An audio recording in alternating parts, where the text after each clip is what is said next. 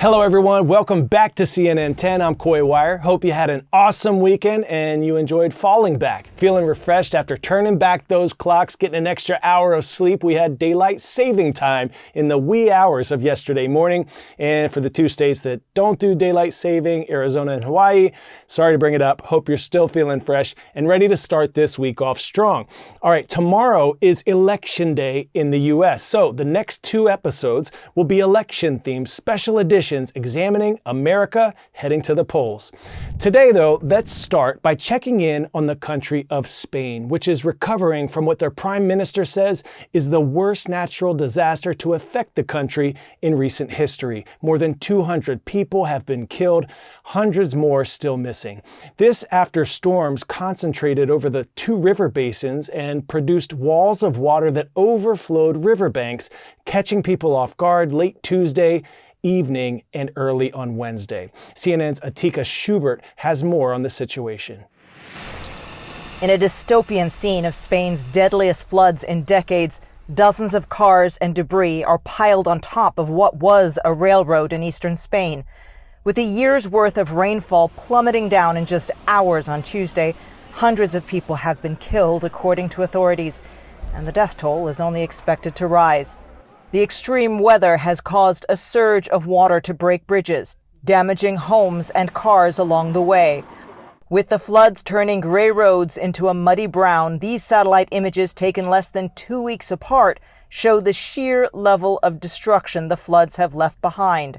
But now, armed with broomsticks and shovels, locals have been coming in droves to clean up the streets. Some tell us how they turned up just to help. We wanted to help because we know there's a lot of people suffering. Yeah. So we told to our friends and we decided to buy food, bring clothes and everything, and water. There have been widespread concerns about official warning systems, many residents saying they were alerted too late. The storm hit in the morning, but the water didn't get to us until 8 in the evening. Yet nobody warned us. Nothing. Nobody cared. Nadie nos avisó. Nadie se ha preocupado por el pueblo, con 70 años. At 70 years old, I had to go with these old clothes to change. But I haven't even been able to take a shower. No me he podido duchar. This children's school was also affected by the tragedy, its interior severely damaged. You can see just how high the waters were, more than chest high, higher than a child. And this is a school. All of this equipment, we are told, was brand new, and it's been completely destroyed by the mud and the flooding from the river. Spanish Prime Minister Pedro Sanchez has called this Spain's worst natural disaster in a century. And EU officials warned of the flood's wider implication. A tragedy like this one is not just a Spanish one. It really affects all of us in Europe. In the wake of the destruction, the Spanish government says it has deployed more than 1,000 soldiers to help the cleanup and rescue efforts. But as more rainfall is expected in the coming days, meteorologists say this human-made crisis is only going to get worse. Next, we get a bit of food for thought from one of the greatest athletes the world has ever seen, superstar gymnast Simone Biles and her Olympic teammate Jordan Childs. I caught up with them recently to feature them in our new CNN series, Visionaries. By now, you likely know the story. As young girls, Simone and her sister Adria spent time in foster care before being adopted by their grandparents, Nellie and Ron Biles, whom they now call Mom and Dad. Simone began gymnastics at 6 years old, bursting onto the world scene in 2013 before making her Olympic debut 3 years later in Rio at the age of 19. All right, speaking of youngsters, I had to spin through the old CNN archives. Yeah. 2017. Oh, no. And Simone, you shared what you would have told your younger self. Yeah. You said, if I could say anything to my younger self, it's stop being so stubborn. Because I was a very stubborn kid, very crazy too. So I think that kind of halted a bit of stuff, but I think it turned out for the best with everything that's happened since that, 7 years later here. Yes. What would you tell yourself now? Still, I feel like there are times where we give a lot of pushback because we're so afraid of what's going to happen. So to just not be anxious and to relax a little bit, obviously there's more that goes on behind that, but we are so grateful to be in a position where we have amazing resources to help us. So it's just like, for me now, it's just being vulnerable and asking for help. Simone's close friend and teammate, Jordan Childs, is a 2-time Olympian in Tokyo and Paris.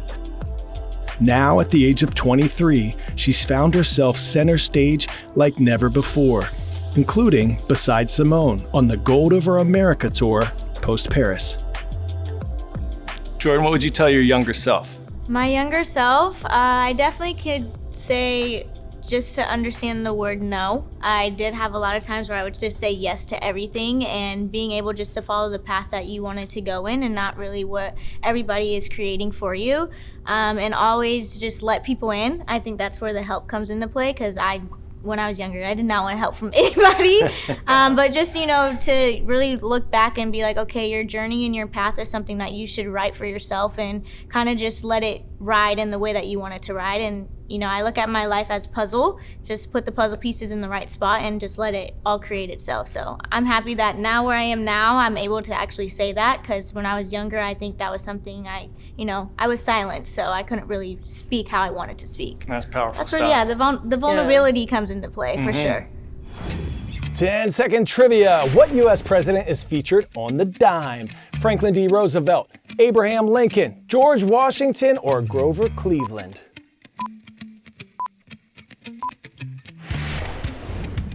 If you said FDR, you are correct. The 32nd President of the United States has been on the front of the dime since 1946.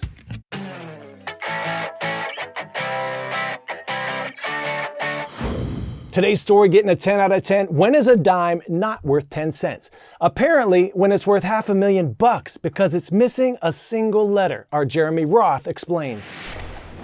Take a look at an ultra-rare dime that just sold for $500,000. Let me explain.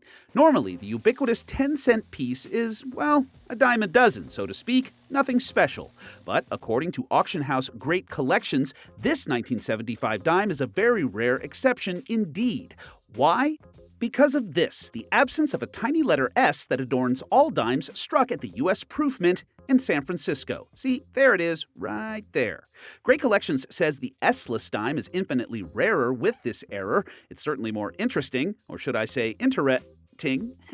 In fact, it's one of only 2 examples known to exist and was purchased by an Ohio family in 1978 and held for almost 50 years before being consigned and garnering more than 200 bids, ultimately selling for a record-setting $506,000 and change.